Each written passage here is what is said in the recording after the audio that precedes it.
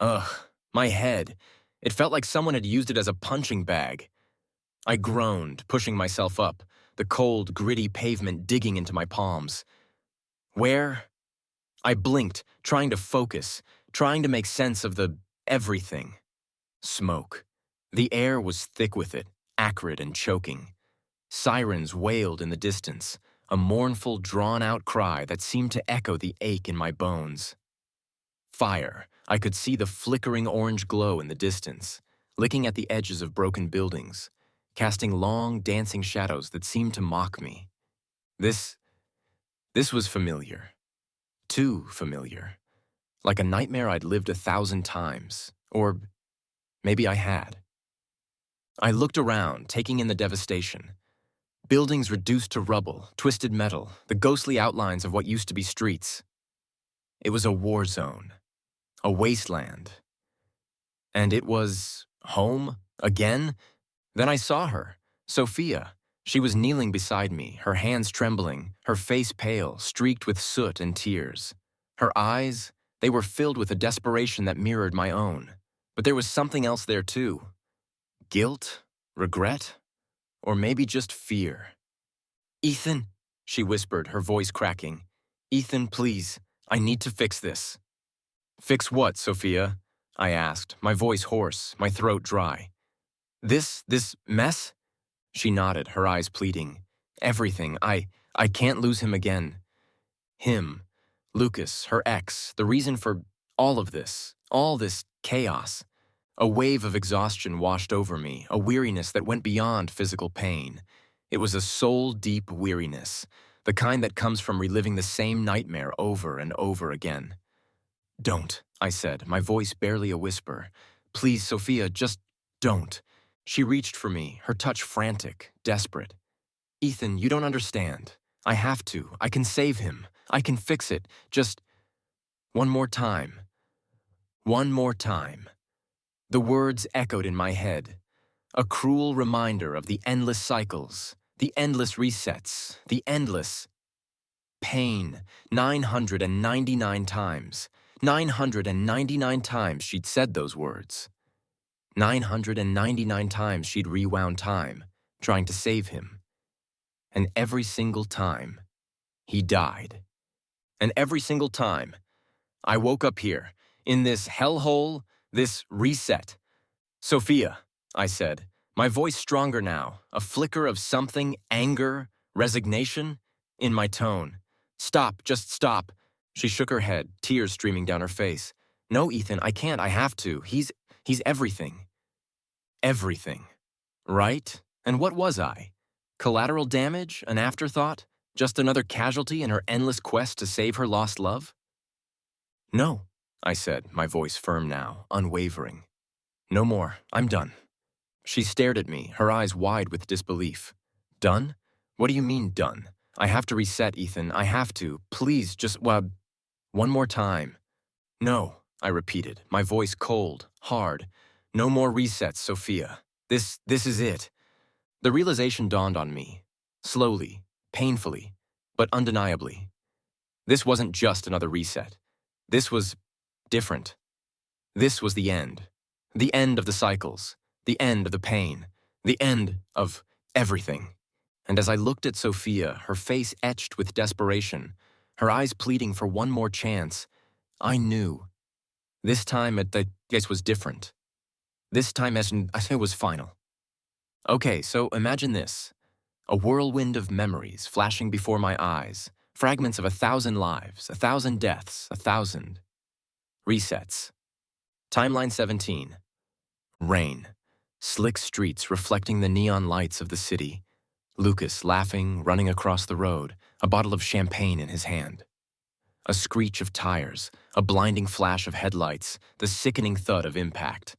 Lucas's body flying through the air, a broken doll landing with a sickening crunch on the wet asphalt. Sophia's scream, a raw, primal sound that echoed in the silence of the night. Timeline 53? I'm sitting in a coffee shop, the smell of roasted beans and cinnamon thick in the air.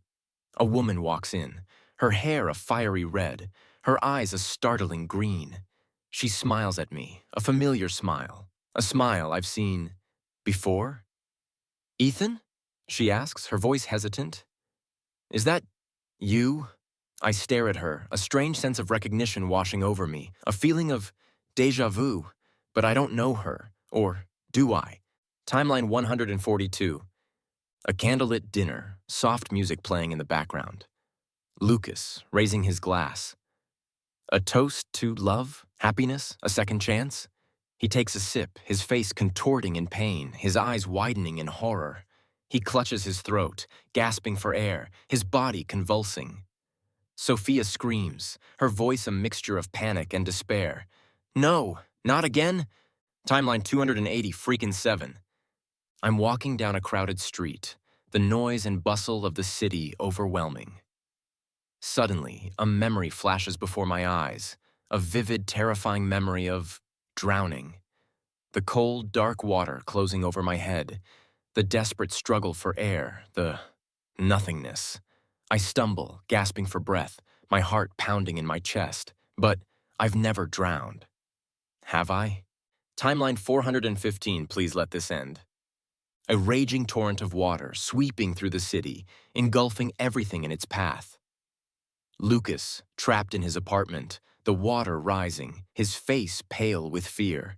Sophia, pounding on the door, screaming his name, her voice lost in the roar of the flood. The building collapses, swallowed by the raging water. Sophia's scream, a desperate, heart-wrenching cry that fades into the silence of the drowned city. Timeline 638, seriously, did I die and go to hell? I'm talking to Sophia, her hand resting on mine, her eyes filled with love. But something's not right. The memories, they're wrong. I remember another life, another Sophia, another me, a life where we were happy. But that life, it never happened. Did it? Timeline 801. I can't take this anymore. I wake up in my bed, the familiar warmth of Sophia beside me. But something's off. A feeling of displacement. Like I don't belong here. Like this isn't my life. I look at Sophia, her face peaceful in sleep, and a shiver runs down my spine. Who is she? Who am I? What is this? Timeline 999. The ruined city, the fire, the sirens, Sophia's desperate plea. Ethan, please, I need to fix this. The words echo in my head, a cruel reminder of the endless cycle, the endless resets, the endless deaths.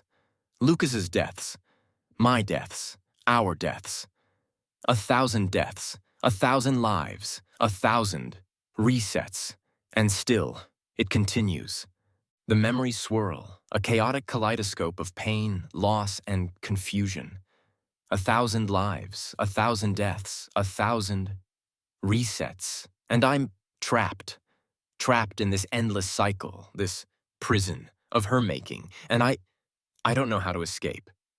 Okay, so after whatever it was, the 1,000th reset, I was different. Numb, mostly. Disconnected. Like I was watching my own life from a distance, a spectator in a play I didn't understand. I needed answers. I needed to understand what was happening. I started snooping. Yeah, I know, not cool. But desperate times, desperate measures, right?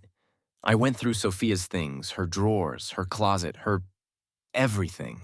I was looking for anything that could explain the madness.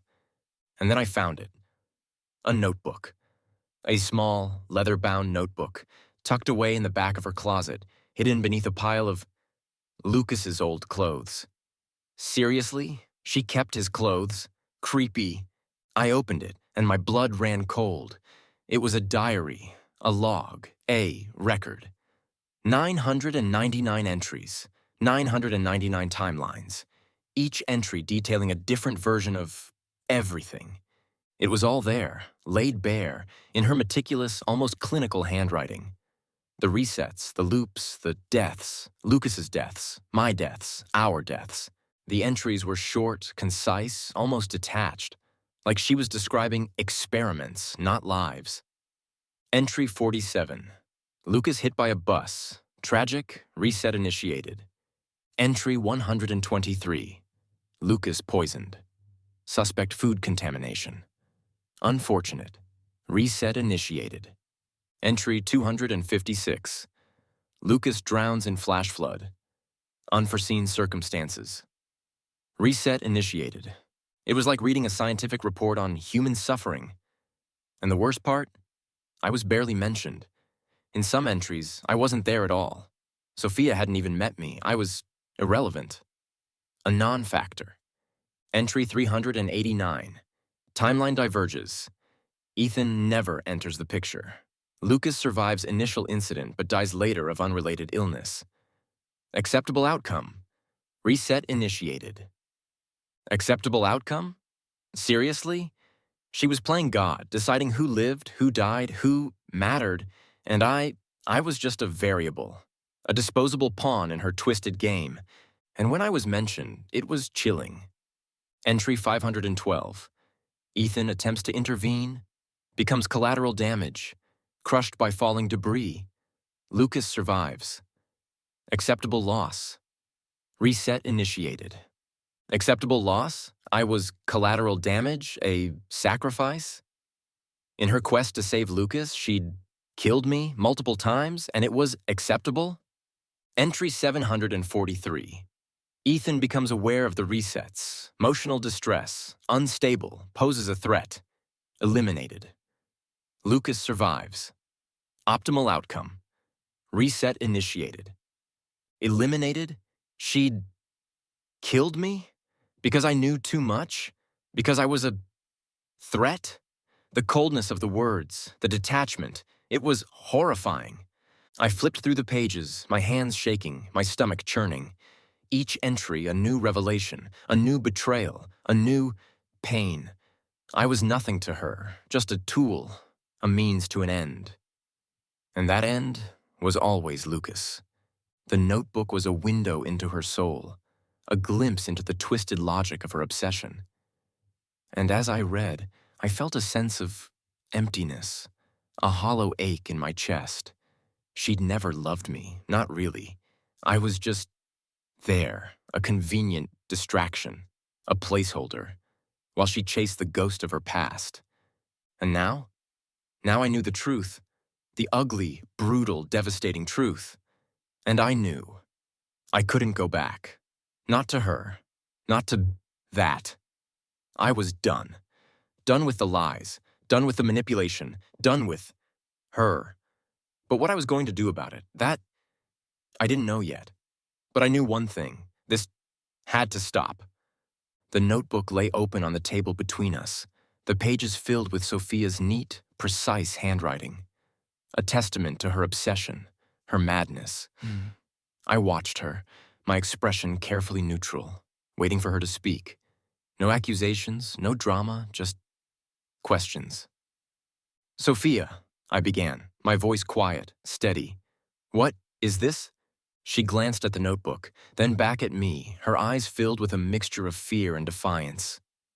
It's nothing, she mumbled, her voice barely a whisper. Nothing, I echoed, raising an eyebrow. Sophia, this is everything. This is our lives, or at least it was supposed to be. She looked away, her gaze fixed on the floor, her fingers twisting in her lap. I can explain. Explain what, Sophia? I asked, my voice dangerously calm. Explain how you've been resetting our lives over and over again for him? She flinched, her shoulders slumping. It's not like that. Then what is it like, Sophia? I pressed, my voice rising slightly. Tell me, explain it to me. Because I don't understand. She hesitated, then took a deep breath. It started after Lucas died, the first time. I couldn't accept it. I couldn't lose him. So you rewound time? I asked, my voice incredulous. She nodded, her eyes filled with a strange mix of guilt and defiance. I have this ability. I can manipulate time. When I experience intense emotional pain, I can Reset. And you've been doing this how many times? 999, she whispered, her voice barely audible. 999. The number echoed in my head, a testament to her obsession, her madness. 999 times she'd reset our lives, our world, all to save him. And I was just there, a pawn in her twisted game. And what about me, Sophia? I asked, my voice quiet, dangerous. What about us? She looked at me, her eyes filled with a desperate plea. Ethan, I never meant to hurt you. I couldn't lose him.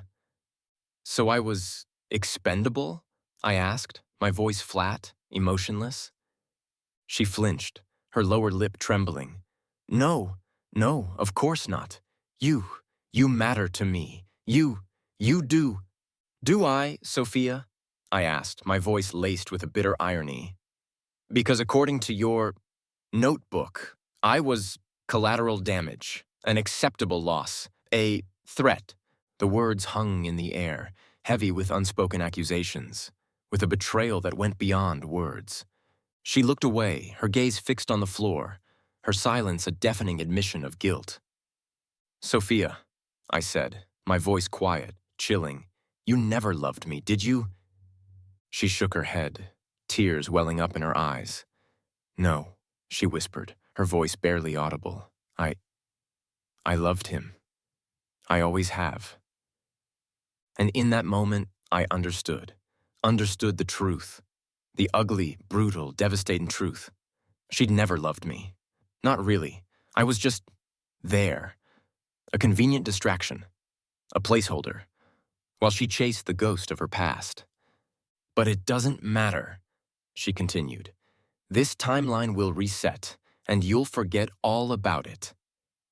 And as I looked at her, her face etched with regret, her eyes filled with a pain that wasn't for me, I felt a surge of anger.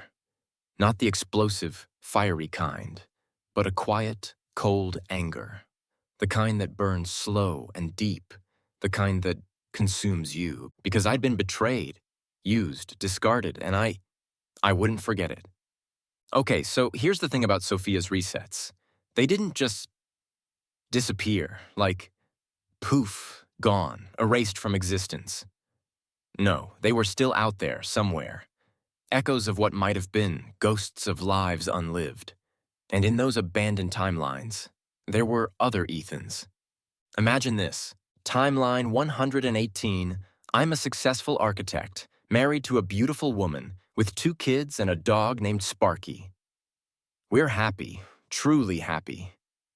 Then one day, it all shifts. The world flickers, memories bleed through, and I remember the resets, the deaths, the ruined city, Sophia, the happiness. It's tainted now, poisoned by the knowledge that it's not real, that it could all be taken away. I become withdrawn, paranoid, obsessed. My wife leaves me, taking the kids. Sparky runs away. I'm alone, haunted by memories of a life that never truly was. Timeline 345. I'm a struggling musician, playing gigs in smoky bars, chasing a dream that never quite materializes. I'm lonely, disillusioned, on the verge of giving up. Then, the reset. The memories flood in, overwhelming, confusing. I remember Sophia, the love, the loss, the betrayal. I become obsessed, trying to understand, trying to fix it. But there's nothing to fix. I spiral into madness, haunted by visions of a woman I can't save, a life I can't have. I end up on the streets, a broken shell of a man, mumbling about time loops and lost loves. Timeline 682. I'm a soldier, fighting a war I don't understand, in a country I've never heard of. The days are a blur of violence, fear, and death. Then, the reset. The memories hit me like a punch to the gut, a tidal wave of emotion that washes away any sense of self. I remember Sophia, the love, the loss, the horror. I become reckless, suicidal, charging into battle with a death wish. I die a hero's death, but it's a hollow victory. Because in the end, it doesn't matter. It never mattered. Timeline 897.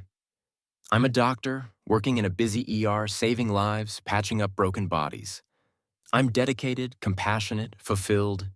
Then, the reset, the memories, they change me. I see the fragility of life, the inevitability of death, the futility of it all. I become detached, cynical, jaded. I lose my empathy, my compassion, my soul. I become a ghost, a shell, a machine, going through the motions but feeling nothing. And then there's him, timeline unknown.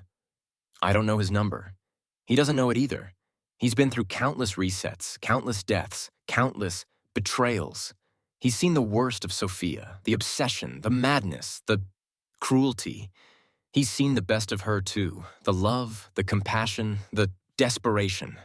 But in the end, it doesn't matter, because she always chooses him, Lucas. This Ethan, he's different. He's not broken, not insane, not resigned. He's angry, furious, and he's determined.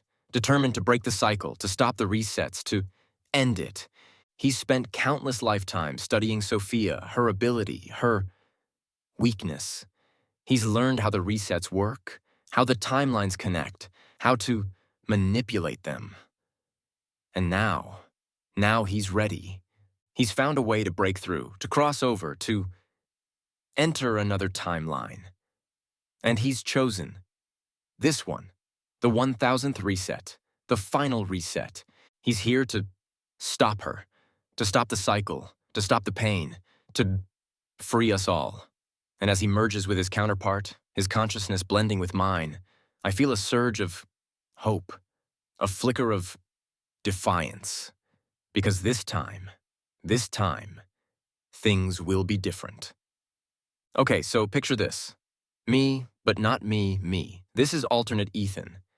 Let's call him AE for short, because seriously, this is getting complicated.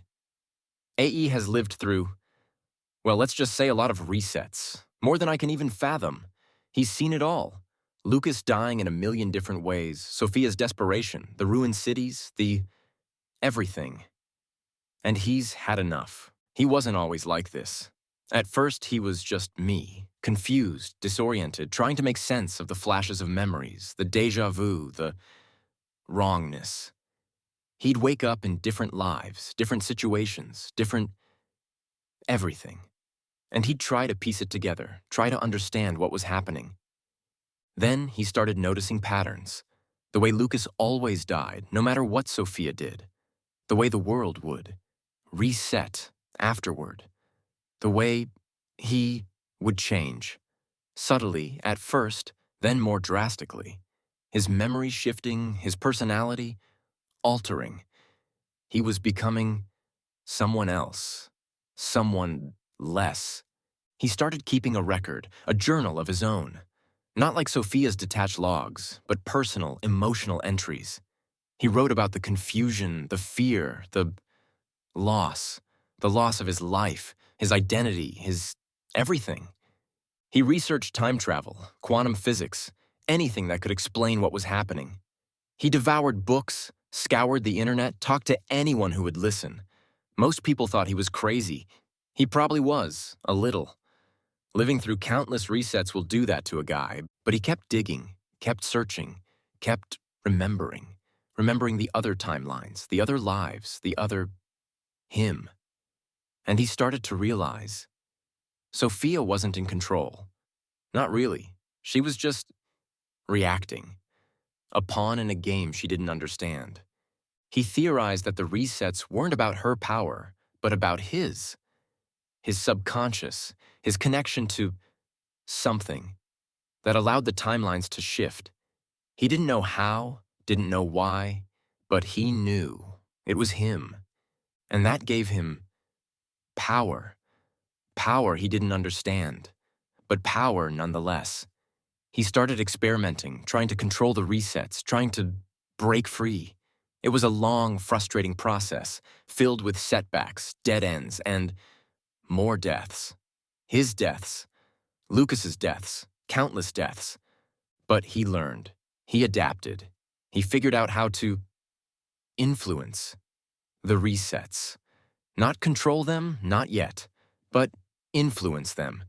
He could nudge the timeline, steer it slightly, change, details, small things at first. The weather, a conversation, a choice. He was playing a long game, a very long game. He was learning, growing stronger, preparing for something. He didn't know exactly what, but he knew. He had to stop it. He had to stop Sophia, stop Lucas's endless deaths, stop the resets. He was becoming different, colder, harder, more determined.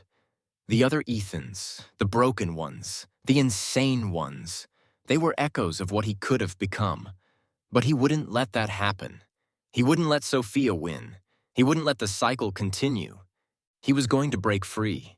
He was going to save himself. And he was going to make Sophia face the consequences of her actions. He just needed one more chance, one more reset, one more life. Okay, so it wasn't like some dramatic possession scene, with flashing lights and screaming. It was more like merging, blending, like two streams flowing together, becoming one. AE slipped into this Ethan, let's call him OE for original Ethan, like a hand sliding into a glove. OE's consciousness, his memories, his essence. It was still there, but muted, faded, like a whisper in the back of AE's mind. AE could feel OE's confusion, his pain, his exhaustion. He could feel the echoes of 1,000 resets, 1,000 deaths, 1,000 betrayals. But AE pushed those feelings aside, focusing on the now, on the mission. He opened his eyes, taking in the familiar scene. The ruined city, the smoke, the sirens. Sophia, her face streaked with tears, her eyes pleading. And Lucas, lying on the ground, his chest barely rising, his lifeblood staining the pavement crimson. AE watched them, his expression unreadable. He felt OE's anger, his resentment, his hurt. But AE wasn't OE. He was different, hardened, focused. He observed Sophia, her frantic movements, her desperate attempts to save Lucas. He saw the love in her eyes, the pain, the obsession.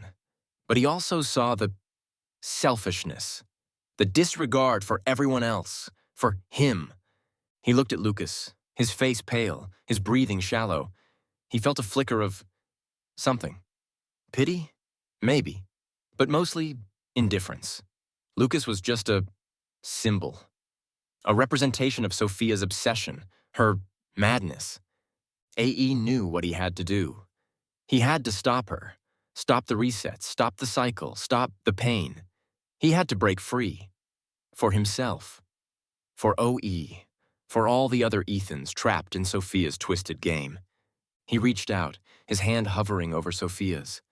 He could feel the power thrumming beneath her skin, the energy that allowed her to manipulate time. He could feel his own power too, the dormant energy he had learned to control, the energy that connected him to the timelines. He closed his eyes, focusing, channeling the power, the knowledge, the resolve. He was ready to end this, ready to break free. He opened his eyes, his gaze meeting Sophia's. She looked at him, her eyes filled with a desperate plea. "Ethan," she whispered, her voice hoarse. "Please, help me." AE smiled, a cold, humorless smile. "No, Sophia," he said, his voice quiet, firm. "No more." She stared at him, her eyes widening in disbelief. "No, but Lucas is dying, Sophia," AE said, his voice flat, emotionless. "And this time, you're not going to save him." She gasped, her hand flying to her mouth. "No, you can't. You wouldn't." "Watch me," AE said, his voice laced with a chilling finality. And as Sophia's screams filled the air, as Lucas's lifeblood seeped into the pavement, as the world teetered on the brink of another reset, AE knew. This was it. The end. The beginning. His chance to finally be free. The city was a maelstrom of chaos. Smoke billowed from burning cars, the acrid smell stinging AE's nostrils. Screams and shouts echoed through the shattered streets, a chorus of fear and fury. The riot had started hours ago, a spark of discontent igniting into a raging inferno. And in the heart of it all, Lucas, caught in the crossfire, a victim of circumstance, of fate, of Sophia's obsession. AE watched it unfold, a detached observer, a puppet master pulling invisible strings. He felt OE's horror, his empathy for the innocent people caught in the violence, the urge to help, to intervene. But AE held him back, his resolve unwavering. This was necessary. This was the end. Sophia, oblivious to AE's internal struggle, was a whirlwind of panic. She darted through the crowd, her eyes wide with fear, her movements frantic. "Lucas!" she screamed, her voice barely audible above the din. "Lucas, where are you?" AE saw him then, stumbling through the crowd, his face pale, his clothes torn. He was trying to escape, to find safety, but the mob was relentless, their anger a tidal wave, sweeping away everything in its path. A brick flew through the air, striking Lucas on the head. He crumpled to the ground, his body swallowed by the surging crowd. Sophia screamed again, a desperate, heart-wrenching cry that was lost in the cacophony of the riot. AE felt OE's surge of panic, the instinctive urge to help, to save. But AE held him back, his grip on OE's consciousness tightening. "No," he whispered, his voice cold, hard. "This is it. This is the end." Sophia fought her way through the crowd, her body a battering ram, her eyes fixed on Lucas. She reached him, falling to her knees beside him, her hands trembling as she cradled his head in her lap. "Lucas," she sobbed, her voice thick with despair. "Lucas, please, stay with me." Lucas coughed, a weak, rattling sound that sent a shiver down AE's spine. He could feel OE's empathy, his compassion for Sophia, for Lucas, for everyone caught in this senseless violence. But AE wouldn't let those feelings sway him. He had to stay focused. He had to finish this. A figure emerged from the crowd, a shadowy silhouette against the backdrop of fire and smoke. He held a knife, the blade glinting in the flickering light. He lunged towards Lucas, the knife plunging into his chest. Sophia screamed, a primal sound of anguish that tore through the chaos. Lucas gasped, his body convulsing, his eyes wide with shock and betrayal. He looked at Sophia, his lips moving, forming words that were lost in the roar of the riot. AE watched, his expression impassive. He felt OE's horror, his revulsion at the violence, the senselessness of it all. But AE wouldn't let those feelings distract him. This was necessary. This was justice. Sophia cradled Lucas's body, her tears falling onto his blood-stained shirt. "No," she sobbed, her voice broken, desperate. "No, no, no." AE stepped forward, his shadow falling over them. "It's over, Sophia," he said, his voice quiet, firm. "It's finally over." She looked up at him, her eyes filled with a mixture of fear and defiance. "No," she whispered, her voice hoarse. "I can fix this. I can reset." AE shook his head, his expression unwavering. "No, Sophia," he said, his voice cold, hard. "You can't. Not this time." And as Sophia's screams echoed through the ruined city, as Lucas's lifeblood seeped into the pavement, as the world held its breath, AE knew this was it. The final death, the final reset, the final end. Okay, so picture this. Lucas, lying there, bleeding out, his life ebbing away with every ragged breath. Sophia cradling him, her face a mask of pure, unadulterated grief. It was raw, visceral, the kind of pain that physically hurts. She's screaming, sobbing, her voice cracking, pleading with him to stay, to fight, to live. But he's not listening. He can't. He's gone. It was brutal, messy, real. No slow-motion dramatic death scene. No poignant last words, just gone, like a light switch flicking off. 1 minute he's there, gasping, struggling, the next, nothing. Just stillness. Sophia's clutching him tighter, as if she can somehow will him back to life with the sheer force of her love. But it's no use. He's gone. And she knows it. Deep down, she knows. She looks up at me, her eyes wild, desperate. "Ethan!" she screams, her voice raw with pain. "Do something, please. Reset it. Turn it back. Make it stop." I just stand there, watching her, my expression unreadable. I can feel OE's pain, his empathy for her suffering, his everything. But AE is in control, and AE knows what needs to be done. "Ethan, please," she begs, her voice cracking. "I can fix it. I can save him. Just one more time." "No, Sophia," I say, my voice flat, emotionless. "No more." She stares at me, her eyes wide with disbelief. "No? What do you mean, no? I have to. I have to save him." "You can't, Sophia," I say, my voice cold, hard. "You've tried 999 times, and every time, he dies." "But this time is different," she cries, her voice laced with desperation. "I can feel it. I can fix it." "No," I say, my voice unwavering. "This time is final." She lunges for me, her fingers digging into my arm. "Reset it, Ethan, please. I'm begging you." "No, Sophia," I repeat, my voice firm. "It's over." She stares at me, her eyes filled with a mixture of fear and rage. You're doing this on purpose," she accuses, her voice trembling. "You're letting him die. You're enjoying this." I don't respond. I don't need to. She can believe whatever she wants. The truth is, irrelevant. She turns back to Lucas's body, her sobs shaking her entire frame. "No," she whispers, her voice broken. "No, no, no." And then she tries. She closes her eyes, takes a deep breath, reaches for that power inside her, the ability to rewind time, to erase the pain, to fix it. But nothing happens. She tries again, her desperation growing, her movements frantic. Still, nothing. She opens her eyes, her face a mask of terror. "No," she whispers, her voice barely audible. "No, it's not working." She tries again, harder this time, her body shaking, her breathing ragged.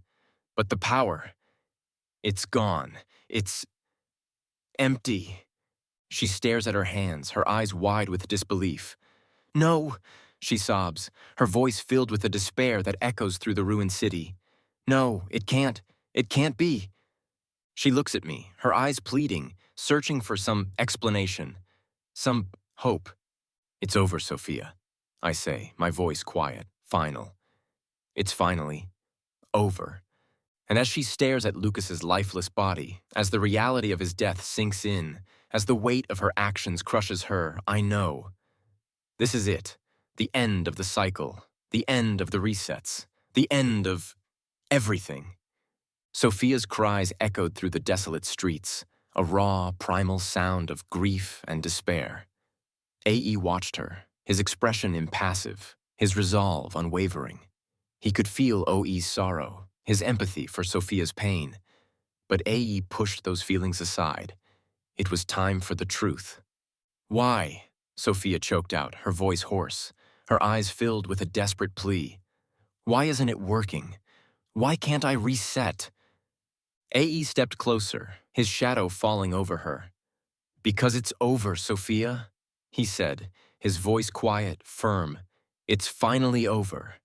She looked up at him, her face streaked with tears and dirt, her eyes wide with disbelief. "Over? What do you mean, over? I have to reset. I have to save him." "You can't," AE said, his voice cold, hard. "Not anymore." "Why not?" she screamed, her voice cracking. "What have you done?" AE met her gaze, his eyes filled with a chilling intensity. "I've broken the cycle, Sophia," he said. I've severed the connection. Connection? She echoed, her brow furrowed in confusion. What connection? The connection that allowed you to reset, AE explained, his voice patient, almost pedagogical.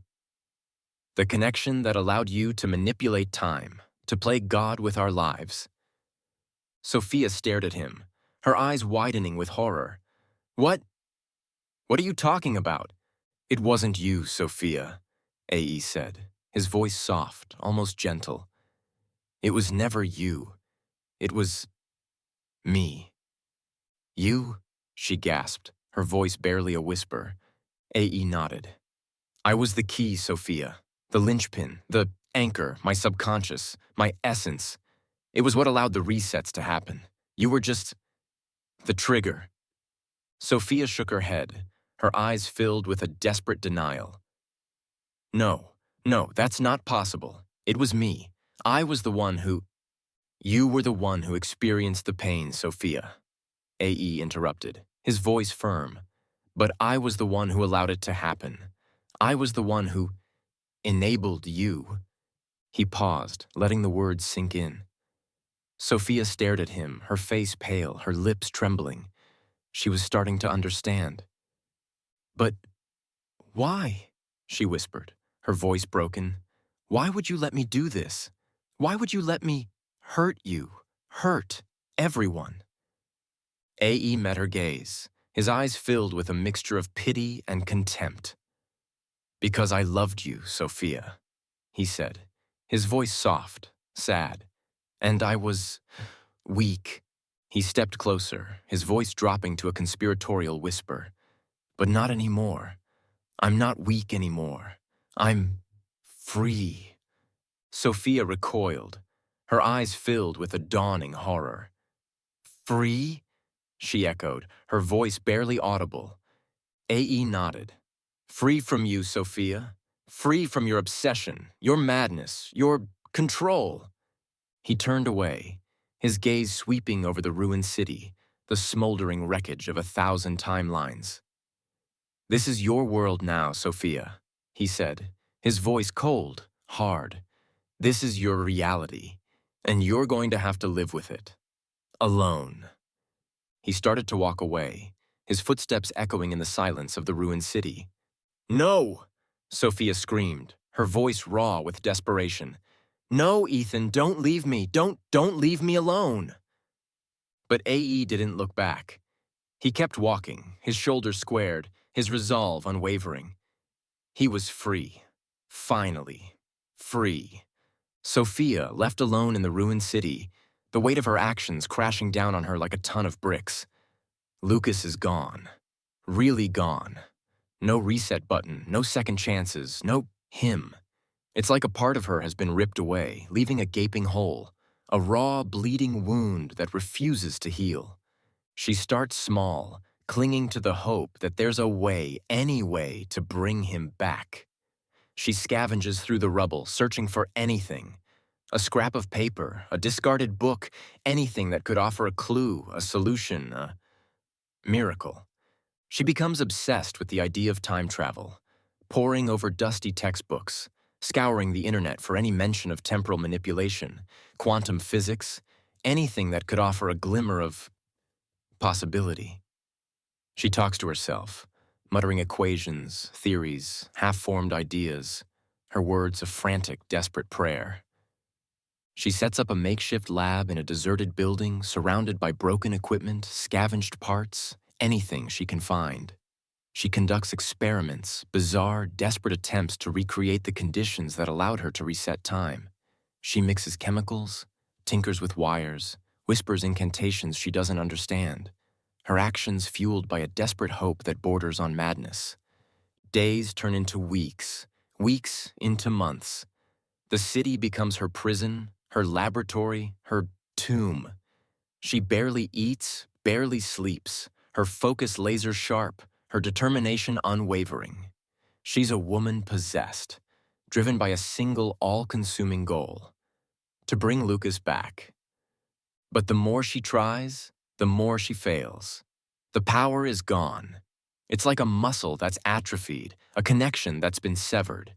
She can't feel it anymore, that pull that used to allow her to bend time to her will. The frustration builds, the hope dwindles, replaced by a gnawing despair.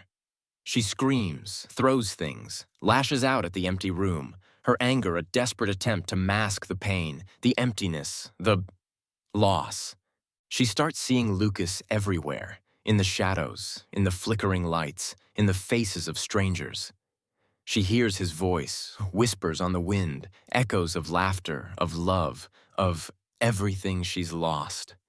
She's losing herself, her grip on reality slipping, her sanity fraying at the edges.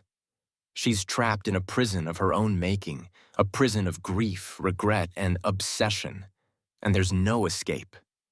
AE, meanwhile, has had enough. He's seen what he needed to see. Sophia's descent into madness, the futility of her efforts, the justice of it all. He doesn't need revenge. He doesn't need to gloat. He just needs out. He leaves a message, a simple note scrawled on a piece of scrap paper, leaving it where Sophia will eventually find it. It's not addressed to her, not really. It's more for himself. I'm leaving. This world, this timeline, this everything. I'm going to find a place where I can finally be at peace, where I can be me. You won't find me. Don't try. This is your world now, Sophia, and you have to live with it. He steps through a shimmering portal, a gateway to another reality, another timeline, another chance. He doesn't look back. He doesn't need to. He's done. Sophia finds the note, her fingers trembling as she reads the words. He's gone, she whispers, her voice hollow. He's left me. The realization hits her, a cold, hard truth that settles deep in her bones. She's alone, truly alone. Lucas is gone. Ethan is gone. Everyone is gone. She's trapped in this ruined city, trapped in her own grief, trapped in the knowledge that she could have prevented it all. She had countless chances, countless resets, countless opportunities to make things right, and she'd squandered them all. Her punishment isn't just losing Lucas. It's knowing that she could have saved him. It's knowing that she chose him over everyone else, over everything else, over Ethan. And now, she has nothing. The weight of her actions crushes her, the guilt a heavy burden she'll carry for the rest of her days. She's haunted by memories, not just of Lucas, but of Ethan, of his kindness, his patience, his love, a love she'd rejected, dismissed, and ultimately destroyed. She's alone, in the ruins of a world she's broken, a world she can never fix. And the worst part, she knows. She deserves it.